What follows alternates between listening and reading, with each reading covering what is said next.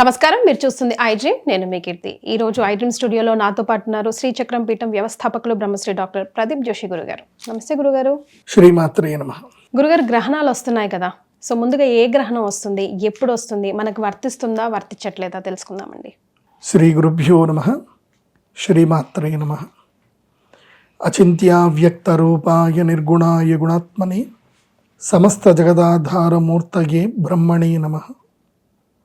శ్రీమాత్రే నమః. గ్రహణం అన్న పేరే మనకి అది వింటేనే ఒక అర్థం మనం తెలుసుకోవాలి. గ్రహణం అంటే ఏంటి? పట్టుకోవడం అని అర్థం. గ్రహణం అంటే గ్రహణ వేధ అని అంటారు. వేధ అంటే అది బాధ పెట్టడం. గ్రహణం అంటే అర్థం ఏంది అని అంటే అది ఒక విధంగా దుఃఖభూయిష్టమైనటువంటి చర్య అనేటట్టుగానే మన పూర్వీకుల నుంచి కూడా అంతా కూడా చెప్పారు. అట్లాగే గ్రహణం అంటే కూడా ఇంకొకటి కూడా ఉంది. గ్రహణం వల్ల నష్టము ఉంటుంది, గ్రహణం వల్ల బెనిఫిట్ కూడా ఉంటుంది. అంటే సర్వసాధారణ సమయంలో చేసేటువంటి కార్యక్రమాలకి గ్రహణంకి చేసే కార్యక్రమాలకు చాలా డిఫరెంట్ ఉంటుంది, తేడా ఉంటుంది. ఇప్పుడు సింపుల్గా చెప్పాలంటే ఒక మామూలు వ్యక్తి గాలి పీల్చుకోవడం వేరు, వెంటిలేటర్లో గాలి పీల్చుకోవడం వేరు. సో మామూలుగా గాలి పీల్చుకున్నప్పుడు గాలి యొక్క వాల్యూ ఏముండదు. ఏముంటుంది? మామూలుగా మనం అందరూ గాలి పీల్చుకుంటున్నాం, 4 చెట్లు పెట్టండి అంటే ఏం అవసరం లేదు అనుకుంటాం. అదే వెంటిలేటర్ అయితే, బాబు వెంటిలేటర్ పెట్టాలి అంటే, ఆక్సిజన్ పెట్టాలంటే సిలిండర్కి ఇన్ని డబ్బులు అవుతాయి నాయన, కాబట్టి వెంటిలేటర్కి డబ్బులు కడతాయి తప్ప నీకు ఆక్సిజన్ రాదు అని చెప్తారు. అట్లాగే గ్రహణం సమయం ఎట్లా ఉంటుంది అని అంటే, దేవతలకు సర్వసాధారణ సమయం అంతా కూడా నార్మల్ ఆక్సిజన్ తీసుకున్నట్టు టైం అన్నమాట. కానీ గ్రహణం వచ్చేసరికి వాళ్ళు వెంటిలేటర్ మీద ఉన్నట్టుగా అర్థం. అంటే ఆ సమయం ఏంటంటే బ్రహ్మ వరం ఇచ్చాడు, రాహుకేతువులకు రాక్షసులకు వరం ఇచ్చాడు. ఏమనంటే ఎప్పుడైతే రాహుకేతువుల వలన గ్రహణం ఏర్పడుతుందో అప్పుడు మీకు ఛాన్స్ ఇచ్చేస్తున్నాను, పవర్ వచ్చేస్తుంది. ఆ టైం అంతా మీదే. అది ఎంత సమయం? Half an hour, 1 hour, 3 hours maximum. ఏ గ్రహణమైనా 4 అవర్స్ ఉంటుంది, అందుకని ఎక్కువ ఉండదు. ఎందుకోసం అంటే బ్రహ్మ యొక్క సృష్టిలో ఇప్పుడు మనకి కృతయుగము, త్రేతాయుగం, ద్వాపరయుగం, కలియుగం 4 యుగాలు ఉన్నాయి. 4 యుగం లోపల ఒక్కొక్క యుగానికి టైం ఎక్కువ. కృతయుగం ఎంత టైం ఉందో, సత్యయుగం ఎంత టైం ఉందో దాంట్లో సగం ఏంటంటే కనుక త్రేతాయుగం, దాంట్లో సగం ద్వాపరయుగం, దాంట్లో సగం కలియుగం. అంటే కలియుగం 4,32,000 సంవత్సరాలంటే కృతయుగము 43,23,000 సంవత్సరాలు. అంటే కృతయుగం ఎంత ఉంది, కలియుగం ఎంత? ఓన్లీ 10% మాత్రమే ఉంది కదా. అంతే కదా గురుగారు. గ్రహణం కూడా ఎంత అంటే 24 గంటల్లో 2 గంటల 40 నిమిషాలు 10% ఉంటుంది. కానీ ఒక్క కలియుగంలో జరిగేంత నష్టము కృతయుగంలో చేసిందంతా కలియుగంలో ఒక రోజు వెళ్ళిపోతుంది. ఇప్పుడు ఉదాహరణకు ఒక పెద్ద బిల్డింగ్ కట్టాం, ఆ బిల్డింగ్ కట్టడానికి ఒక 15 సంవత్సరాలు 20 సంవత్సరాలు పడింది. బిల్డింగ్ కూల్చడానికి గంట సరిపోదా? 1 గంటలో కూల్చేయచ్చు. ఏముంది, ఒక బాంబు వేస్తే కథం మొత్తం బిల్డింగ్ అంతా స్మాష్. సో నష్టపరచడానికి ఎక్కువ సమయం అవసరం లేదు. ఆ సమయమే ఇది గ్రహణం. ఈ సమయంలో ఎవరైతే దుష్టశక్తులైనటువంటి రాహుకేతువులు కానివ్వండి, అదేవిధంగా రాక్షస మాయాశక్తి కానివ్వండి, కలి యొక్క శక్తి కానివ్వండి, ప్రభావవంతంగా ప్రకృతి మీద చూపిస్తుంది. దానికి ప్రకృతి వల్ల ప్రయోజనం పొందుతున్న మనుషులమైన మనం చేయాల్సింది ఏంటంటే, ఆ సమయంలో మనకి భగవంతుడు దివ్యత్వాన్ని ఇస్తాడు. దేవతల యొక్క దివ్యత్వము నష్టపోతుంది, రాక్షసులకు శక్తి పెరుగుతుంది. కానీ మనిషి అని ఎవరైతే ఉన్నాడో వీళ్ళిద్దరికి మధ్యలో ఉంటాడు. ఈ మనిషికి దివ్యత్వం వస్తుంది.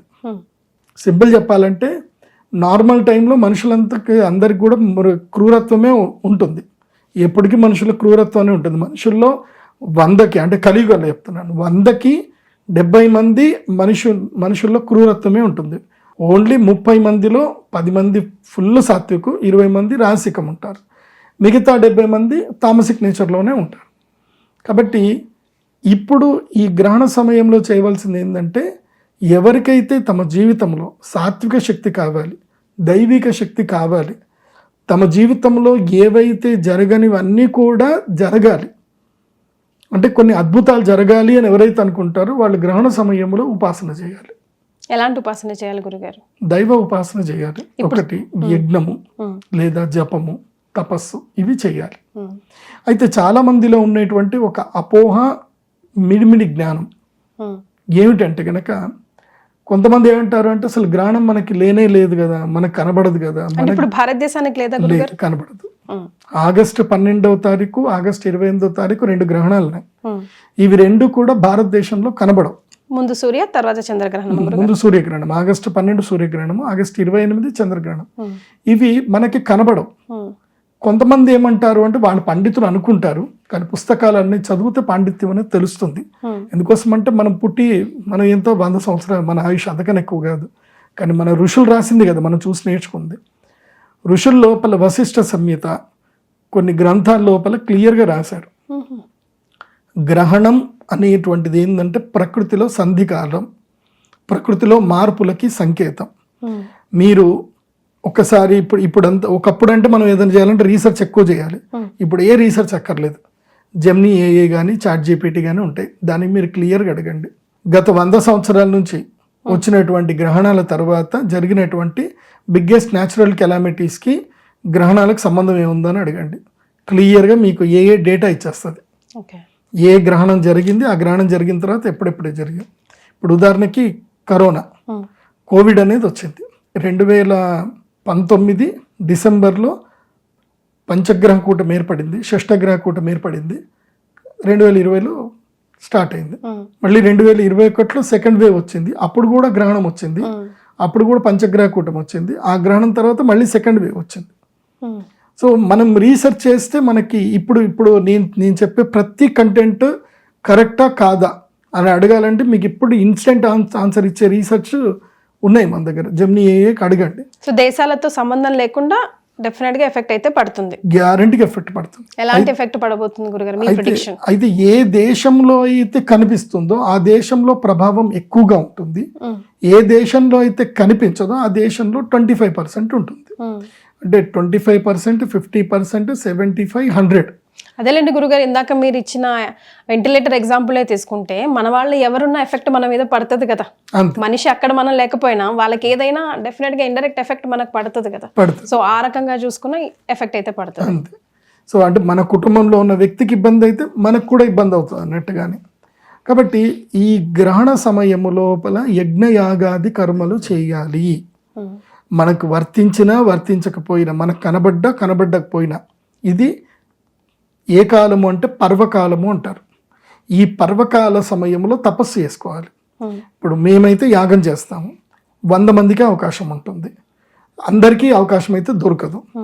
సో అవకాశం దొరకని వాళ్ళు ఏం చేయాలి అని అంటే ఇంట్లో కూర్చొని స్నానం చేసి ఆ గ్రహణ సమయంలో జపం చేసుకోవాలి. జపం అంటే నారాయణ జపము, లక్ష్మీ జపము, ఏదైనా చేయాలి. ఇప్పుడు ఉదాహరణకి నాకు జ్యోతిష్ శాస్త్రంలో నాకు కొన్ని రాకపోతుండే, మా నాన్నగారు చెప్పారు, నీకు ఏదైతే సబ్జెక్ట్ నీకు సరిగ్గా దాని మీద గ్రిప్ రావట్లేదు, నువ్వు గ్రహణ సమయంలో ఆ సబ్జెక్ట్ చదువుకో. గ్రహణ సమయంలో సరస్వతి ప్రార్థన చేసి ఆ సబ్జెక్ట్ని ఒకసారి చదువు, నీకు అది సిద్ధి అయిపోతుందని చెప్పారు. చెప్తే నేను కూడా అట్లాగే చేశాను. బాసర అమ్మవారి యొక్క దేవస్థానం ఉంది కదా, అక్కడ చేశాను నా చిన్నప్పుడు, సిద్ధి అయిపోయింది. అలా ఏదైనా చెప్పి ఏదైనా సిద్ధి అవ్వాలంటే గ్రహణ సమయంలో మీరు 1 సంవత్సరం అంతా జపం చేసింది ఒక ఎత్తు, గ్రహణ సమయంలో 2.5 గంటలు జపం చేసింది ఒక ఎత్తు. అంటే సిద్ధి అయిపోతుంది గ్రహణం సమయంలో. అంటే మీరు 1,00,000 జపం చేయాల్సింది గ్రహణ సమయంలో 10,000 చేస్తే చాలు, 1000 చేసినా చాలు. రైట్. ఇప్పుడు మీరు చేసే కార్యక్రమంలో పాల్గొనాలంటే అర్హతలు ఏంటి గురుగారు? అంటే ఎలాంటి వాళ్ళు పాల్గొనాలి? First come first, only for 100 members అన్నారు కదా. సో ఏంటి ఫలితం లభిస్తుందని? ఫలితం ఆశించకూడదు. ఈ గ్రహణం పూజకి ఫలితం ఎప్పుడు ఆశించకూడదు. ఎందుకోసం అంటే ఇవి నివృత్తి, అరిష్ట నివారణ తంత్రం. అంటే అరిష్టాలు దూరం చేయడానికి, రావడానికి కాదు. పుణ్యం వస్తుంది, అరిష్టాలు దూరం అవుతాయి. ఐహిక సుఖాల గురించి మాత్రం గ్రహణ సమయంలో పూజ చేయకూడదు. ఐహిక సుఖాలకు వేరే ఉంటుంది. అక్షయ తృతీయ, ధనత్రయోదశి, వసంత పంచమి. అంటే ఈ భూలోకంలో మనం ఐహిక సుఖాలు పొందాలి, ఇల్లు కట్టుకోవాలి, ఇంకేమైనా ఉంటాయి కదా, అవన్నీ కూడా జనరల్. అవన్నీ కూడా ఏంది, పర్వకాలాలు. అవి పార్వణ సమయాలు, అవి పుణ్యకాలాలు. ఇది కూడా పార్వణ సమయమే, పుణ్యకాలమే. కాకపోతే ఏంటంటే నెగిటివ్ దూరం చేసుకోవడానికి, ఎనర్జీ పొందడానికి, పుణ్యం శక్తి పొందడానికి. ఎవరికైతే తమ యొక్క అదృష్టము, లక్ దరిదాపులోకి రాకుండా డిసప్పాయింట్ అవుతుందో, అన్ని డోర్స్ క్లోజ్ అయిన వాళ్ళకి డోర్ ఓపెన్ మూమెంట్. ఎస్, అది అంటే జీవితం లోపల పూర్తి నిరాశ ఉన్నటువంటి వాళ్ళకి, ముఖ్యంగా ఏ జాతకంలో అయినా మొత్తం 9 గ్రహాల్లో 2 గ్రహాలు ఎప్పుడూ నెగిటివ్లోనే ఉంటాయి. అవి ఏంటంటే రాహు కేతు. ఈ రాహుకేతువులని కనుక ప్రసన్నం చేసుకున్నారనుకోండి, మిగతా 7 గ్రహాల్లో ఏవైనా ఎప్పుడైనా పాజిటివ్ చేస్తాయి. కానీ రాహుకేతువులు ఎప్పుడు పాజిటివ్ చేయాలి. అవి పాజిటివ్ చేయాలంటే ఈ గ్రహణం సమయంలో ఆ రాహుకేతువులకి ప్రీతిగా మేము విశేషమైన మంత్రాలతోటి యాగం చేస్తాం. ఒక లాకెట్ ఇస్తాం, రాహుకేతు లాకెట్ ఇస్తాం. తర్వాత ఒక ప్రత్యేకమైన శివలింగం ఉంటుంది, చంద్రామృత శివలింగం. అది మీకు ఎక్కడా దొరకదు, అది రేర్ స్టోన్, అది ఎక్కడా దొరకదు. ఓన్లీ మేము గ్రహణ సమయంలో మాత్రమే 100 మందికి మాత్రమే ఇస్తాం. 100 మంది తర్వాత ఒకళ్ళు ఎక్స్ట్రా వచ్చినా సరే లేదని చెప్పి పంపించేయడమే. ఓన్లీ గ్రహణ సమయంలో. అంటే మాకు ఒక నియమం ఉంటుంది, గ్రహణ సమయంలో 108 మందికి మాత్రమే చేయాలి, ఆ నియమం ఉంటుంది. ఆ 8 మందిలో మా ఋత్వికులు మేమే ఉంటాం. మిగతా 100 మంది ఎవరైనా సాధారణ భక్తులు వస్తే వాళ్ళకి ఇస్తాం. ఇప్పుడు ఇది ప్రత్యక్షంగా పాల్గొనేదా పరోక్షంగా కూడా పాల్గొనవచ్చా? పరోక్షంగా అంటే గోత్రనామాలు చెప్పించేసుకోవచ్చు, వాళ్ళకి మేము కొరియర్ ద్వారా ప్రసాదం పంపిస్తాము. కానీ ప్రత్యక్షంగా వస్తే మంచిది. రైట్. ఇప్పుడు ఏ దేశాలకి గ్రహణాలు కనిపిస్తున్నాయి గురుగారు? వాళ్ళు మాత్రం పట్టు విడుపు స్నానాలు అవన్నీ పాటించాలి, ఇక్కడ భారతదేశంలో అవన్నీ పాటించాల్సిన అవసరం లేదు. భారతదేశంలో ఎవరు పట్టు విడుపు స్నానం లేవు. కానీ నువ్వు సాధన చేయాలి, సిద్ధి పొందాలనుకుంటే మాత్రం పట్టు స్నానం విడుపు స్నానం చేయాల్సిందే. సిద్ధి పొందాలి అనుకుని ఎవరైతే జపం చేస్తారో వాళ్ళు చేయాలి. సింపుల్. మీ సంవత్సరం అంతా నువ్వేం చేయకున్నా పర్లేదు, ఈ గ్రహణ సమయంలో సిద్ధి పొందడానికి వెళ్ళి నదీ స్నానం చేయు, లేదంటే ఇంట్లో చక్కగా తల స్నానం చేసి పంచగట్టుకొని దేవుడి ముందు దీపం పెట్టి జపమాల పట్టుకొని, పద్మమాల ఉంటుంది, లేదంటే ఇది లయమాల. ఇది లయం అంటారు. ఇది లయము అంటే ఏంటి? నాశనం చేసేది. ఇది వాల్కెల నుంచి బయటకు వస్తుంది, జ్వాలాముఖి మాల. దీన్ని లయమాల అంటారు, జ్వాలాముఖి మాల. అంటే దీని అర్థం ఏంటంటే మొత్తం లయం చేసేస్తుంది నీ కర్మ ఫలితాలని, నీ యొక్క దుష్ట ఏవైతే ఫలితాలు ఉంటాయో వాటన్ని. అంటే నీకు ఏదైతే నష్టం జరగబోతుందో ఆ యొక్క రాబోయే థియరీస్ ఏమున్నాయి దాన్ని మొత్తం కొలాప్స్ చేసేస్తుంది దీంతో జపం చేస్తే. దీంతో ఒక మంత్రం ఉంటుంది, శ్రీం క్లీం శ్రీం శ్రీ అయి నమః. సింపుల్ మంత్రం, కానీ అది చదివేదానికి ఒక రితం ఉంటుంది. ఇప్పుడు నేను ఆ రితం చెప్తాను, ఆ రితం ప్రకారమే చదువుకోండి. బీజాక్షరాలు ఎవరైనా చదవచ్చు, కానీ నియమ ప్రకారం చదవండి. ముట్టు మైల తగలనివ్వకండి. మనస్సుని ఎప్పుడు కూడా నిష్కల్మషంగా పెట్టుకోండి. అతి కోరికలు కోరకండి. Make it very simple and smile and do japa. అంటే చాలా సింపుల్గా ఉండండి. ఎక్కువగా అగ్రెసివ్గా కోపంగా బీజాక్షరాలు చదవకూడదు. కామ్ మైండ్ సెట్ తోటే చదవాలి. ఏదైనా భగవంతుడికే అర్పిస్తున్నాను అని చదవాలి తప్ప కోరికలతో చదవకూడదు. ఎందుకోసం అంటే కోరికలు మనల్ని బంధిస్తాయి, మనకి విముక్తినివ్వవు. నేను యాజ్ ఎ గురువుగా మీ అందరికీ చెప్తున్నా అంటే ఏ బీజాక్షర మంత్రం జపం చేసినా, ఏ దేవత ఆరాధన చేసినా దేవత అనుగ్రహం గురించి చేయండి, అదొక్కటి చాలు. ఎందుకోసం అంటే భగవంతుడికి తెలుసు మనకి ఏది ఇవ్వాలి, ఏది ఇవ్వకూడదు, ఏది ఎట్లా చేయాలో. మనం అనుకుంటే మనం ఎక్కడో పప్పులో కాలేస్తాం. సింపుల్ చెప్పాలంటే గతంలో మన పురాణాలు చదివిన దాంట్లో ఎంతో భయంకరమైన తపస్సు చేసిన ఎవరైతే రావణాసురుడు కానీ హిరణ్యకశిపుడు కానీ రాక్షసులందరూ కూడా భయంకరంగా తపస్సు చేశారు, బ్రహ్మను ప్రత్యక్షం చేసుకున్నారు. కానీ వాళ్ళు కోరిక కోరి మళ్ళీ నష్టపోయారు. కరెక్ట్. సో కోరికలు కోరడం వల్ల మనం నష్టపోతాం తప్ప లాభమే ఉండదు. సో రిథంతో పాటు లక్కీగా గురుగారు చెప్తున్నారు కాబట్టి ఇక్కడ మీరు సేవ్ చేసుకొని ఆ రోజంతా ఇది విన్నా సరిపోతుంది. అట్లీస్ట్ మీరు కరెక్ట్గా ప్రొనౌన్స్ చేయకపోతే ఇది రిపీట్ చేసుకొని వినండి. శ్రీం క్లీం శ్రీం శ్రీ అయి నమః. శ్రీం క్లీం శ్రీం శ్రీ అయి నమః. శ్రీం క్లీం శ్రీం శ్రీ అయి నమః. శ్రీం క్లీం శ్రీం శ్రీ అయి నమః. శ్రీం క్లీం శ్రీం శ్రీ అయి నమః. శ్రీం క్లీం శ్రీం శ్రీ అయి నమః. ఇలా ఈ అమ్మవారి మంత్రం జపం చేయండి. నేను చదివినట్టుగా ఒక బ్రీత్లో ఒకటి మొత్తం కంప్లీట్ చేయాలి.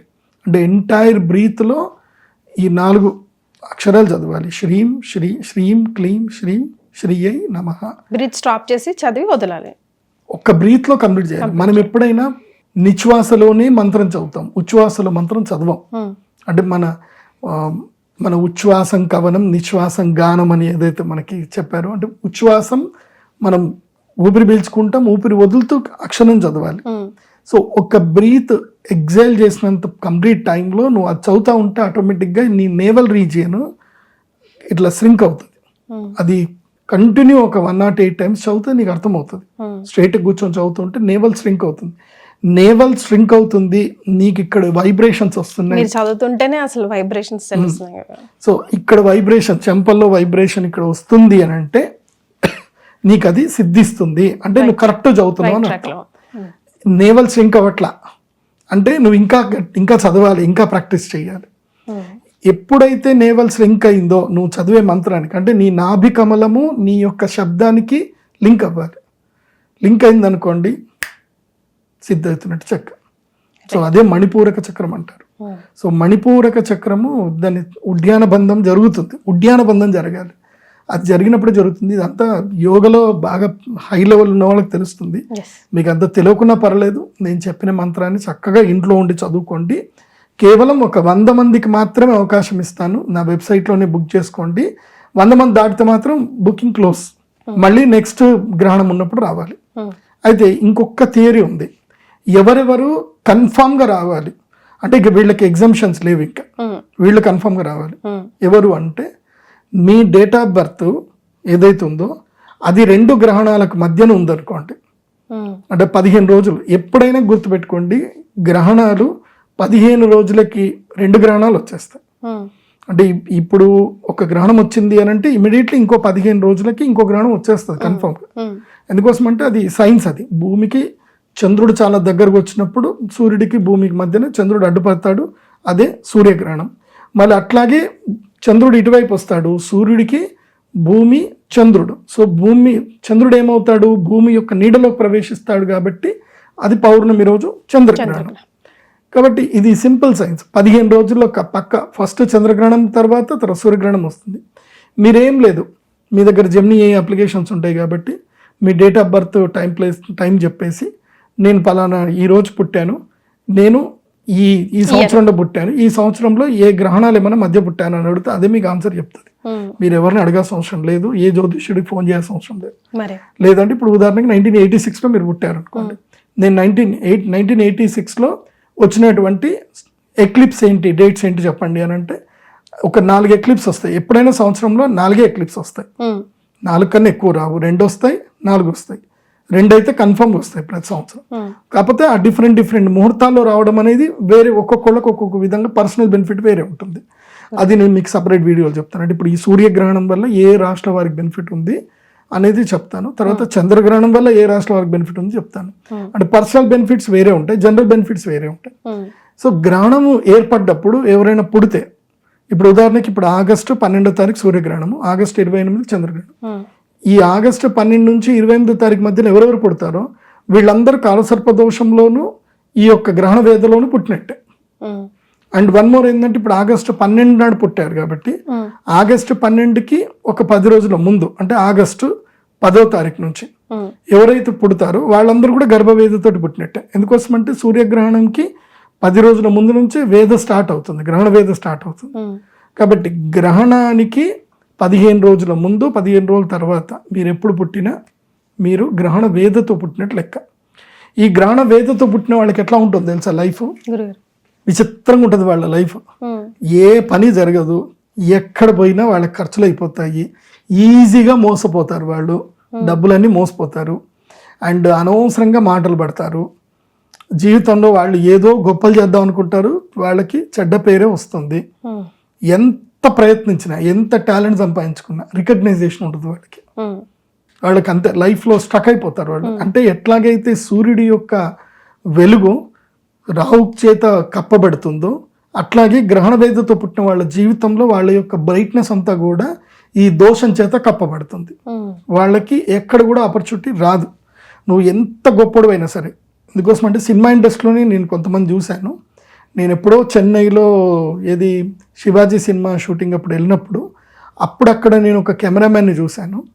అతనితో ఉన్న వాళ్ళందరూ కూడా ఇప్పుడు బ్రైట్ కెమెరామ్యాన్స్ అయిపోయారు.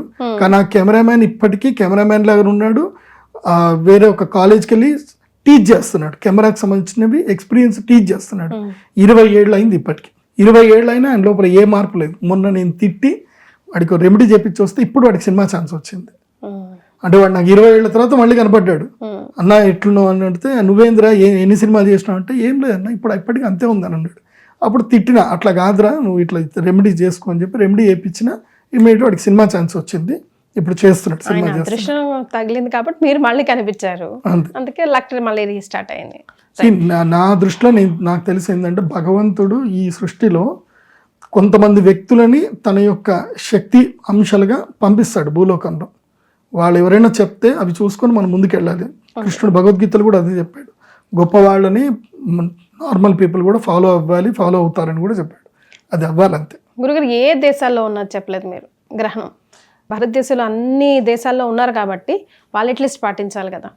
అంటే ఇది మెయిన్గా యూరోప్ కంట్రీస్లో వస్తుంది ఈ గ్రహణం. యూరోప్ తర్వాత కొంచెం సౌత్ అమెరికా వైపు కొంచెం కనిపిస్తుంది. ఇప్పుడు ఇంకా ఎక్స్ట్రా టెన్షన్ కూడా బాగా అవసరం లేదు. ఒకప్పుడు ఇవన్నీ కావాలంటే పంచాంగాలు పుస్తకాలు చదవాలి. ఇప్పుడంతా అడిగిపోయింది. గ్రహణం ఎక్కడ కనిపిస్తుంది, ఏ దేశాలు కనిపిస్తే అడుగుతుంది, అదే చెప్తుంది. రైట్. కాకపోతే దానికి ఏ రాష్ట్రాలకి బెనిఫిట్, ఏ రాష్ట్రాలకి నష్టం మాత్రం తెలియదు. అది మేము దానికి ఎక్కడైనా ఇస్తేనే అది మేము ఇచ్చిన ఇన్ఫర్మేషన్ చదువుకొని చెప్తుంది. క్యాలిక్యులేషన్స్ రావు. అది చూసుకోవాలి మనమంతా. సో భారతదేశంలో అయితే లేదు, బట్ ఎఫెక్ట్ అయితే భారతదేశంపై కూడా ఉండవచ్చును. కాబట్టి ఎలాంటి ఎఫెక్ట్ పడుతుంది అన్నది గురుగారు చాలా క్రిస్టల్ క్లియర్గా కూడా చెప్పారు. అండ్ గురుగారు చేసే ఫస్ట్ కమ్ ఫస్ట్ యాగంలో మీరు పాల్గొనాలి అంటే కనుక కింద స్క్రోల్ అవుతున్న నంబర్కి కాల్ చేయొచ్చు వెంటనే. ధన్యవాదాలు గురుగారు. శ్రీమాత్రే.